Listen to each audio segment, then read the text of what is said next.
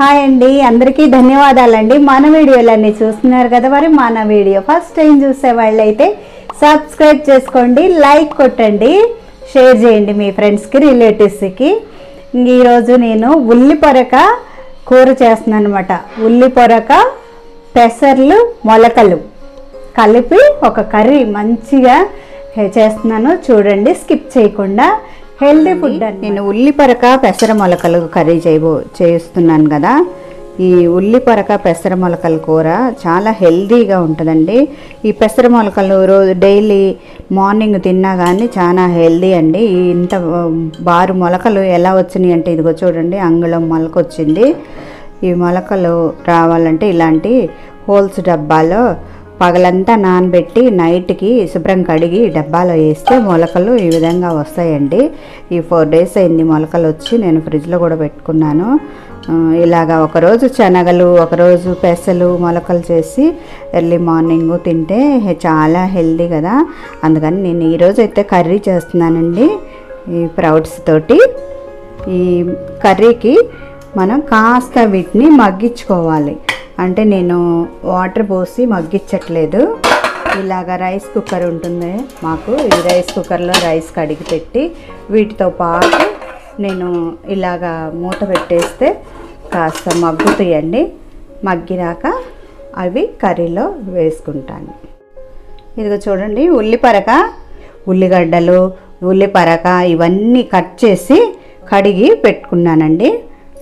చూడండి, కాస్త కొత్తిమీర, కాస్త పెద్ద మెంతి కూర కూడా కడిగి కట్ చేస్తాను సన్నగా. అలాగే ఒక 3 టమాటాలు, 4 పచ్చిమిరపకాయలు కూడా కట్ చేసి పెట్టుకున్నానండి. ఇవన్నీ స్టవ్ వెలిగించుకొని బాండి పెట్టుకున్నాను. దాంట్లో కర్రీకి సరిపడా ఆయిల్ వేస్తున్నానండి. ఆయిల్ వేడెక్కాక జీలకర్ర, ఆవాలు వేసుకుందాం పోపు కోసం. అప్పుడు మనం ఆనియన్స్ అలాగే వేసుకోండి. స్ప్రింగ్ ఆనియన్స్లో వచ్చిన ఆనియన్స్ అయినా వేసుకోండి, లేకపోతే మీ దగ్గర చిన్న చిన్న ఉల్లిగడ్డలు ఉన్నా ఇలాగే వేసుకోండి. కాస్త ఆనియన్స్ వేగుతున్నప్పుడు అల్లం వెల్లిపాయ పేస్టు ఫ్రెష్గా నూరి 1 స్పూన్ వేసుకోండి. కాస్త ఇలాగ వేగినాక మనము తరిగి పెట్టుకున్న మెంతి ఆకు, పెద్ద మెంతమే వేసుకోవాలి. ఇక మెంతాకు మగ్గుతూనే మంచి ఫ్లేవర్ వస్తుంది. ఈ సమయంలో మనము ఈ తరిగి పెట్టుకున్న టమాటో, పచ్చిమిరపకాయలు వేసుకున్నాం. ఇక చూడండి, టమాటా కూడా ఇలాగా హాఫ్ మగ్గింది కదా. సగానికి కుక్ అయినప్పుడు ఇప్పుడు మనం ఈ కడిగి పెట్టుకున్న స్ప్రింగ్ ఆనియన్స్ని సన్నగా తరిగాం కదా, ఇవి వేసేసుకున్నాం. వేసి ఒకసారి ఇలా కలుపుదాం. ఇదిగోండి, మనం మగ్గించుకున్న పెసలు, స్ప్రౌట్స్ ఉన్నాయి కదా, ఇవి కూడా వేసేద్దాం. ఇవి పావు భాగమే మగ్గినాయండి, మిగతా పావు భాగం కర్రీలో మగ్గుతాయి. 1/2 టీ స్పూను పసుపు వేసుకుందాం, 1 స్పూను కారం, 1 స్పూను సాల్ట్ వేస్తున్నానండి.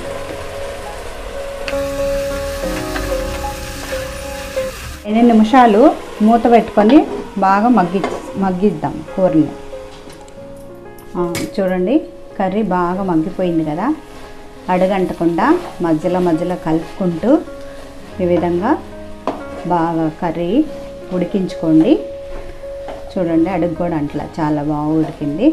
ఇలా పొడి పొడిగా కావాలంటే ఇలాగనే ఉంచుకోండి, లేదంటే కాస్త లిక్విడ్గా కావాలంటే 1 చుక్క వాటర్ అట్లా యాడ్ చేయండి మెత్తగా ఉడకాలంటే. కానీ ఇది ఇలా డ్రైగానే ఉంటేనే బాగుంటుంది కర్రీ. చపాతీకి అయితే సూపర్, రైస్కి కూడా బాగుంటుంది.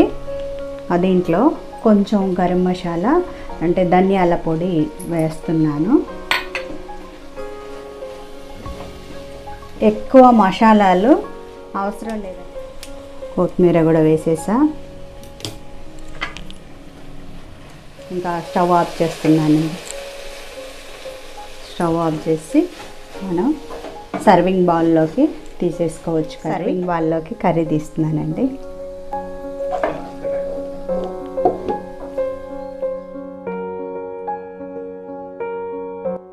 కర్రీ చేసే విధానం చూసారు కదా ఎలా చేశాను అనేది. ఇప్పుడు నేను సర్వ్ చేసుకుంటున్నానండి ప్లేట్లోకి.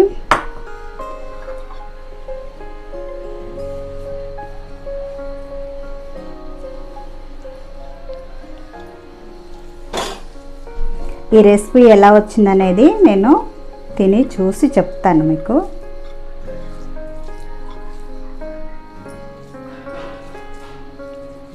ఇదిగోండి, ముద్దకు ఒక ఉల్లిగడ్డ పెట్టుకొని తింటే ఉంటుంది. ఆహా,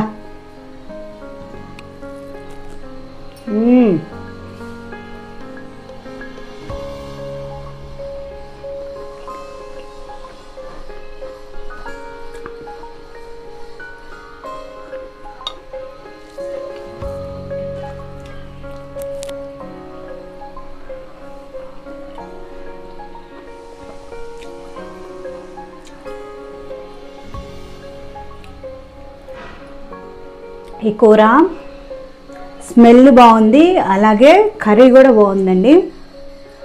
మటన్ చికెన్కి ఏమాత్రం తీసిపోదు. ఇదే విధంగా మీరు కూడా ఒకసారి మీ ఇంట్లో ట్రై చేయండి. నేను ఎలా వండానో అలాగే వండి చూడండి. బాగా వచ్చింది అనుకుంటే కామెంట్ చేయండి. అసలు మీకు కర్రీ ఎలా వచ్చింది, మీరు చేశారా లేదా అనేది కామెంట్ మాత్రం మర్చిపోకండి. లైక్ చేయండి, షేర్ చేయండి, సబ్స్క్రైబ్ చేసుకోండి. పక్కనే ఉన్న బెల్ ఐకాన్ క్లిక్ చేయండి, ఆల్ ఆప్షన్ టచ్ చేయండి. బాయ్ అండి.